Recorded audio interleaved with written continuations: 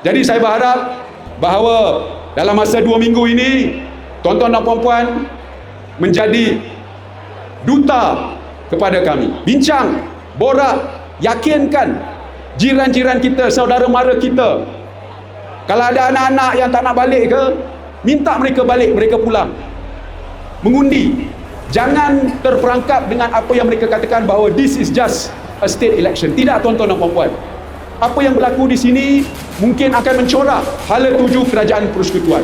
Sebab kita nak memberikan satu mesej yang cukup penting. Malaysia ini, Negeri Sembilan ini bukan hanya dimiliki oleh satu kaum sahaja, tetapi dimiliki oleh semua rakyat Malaysia.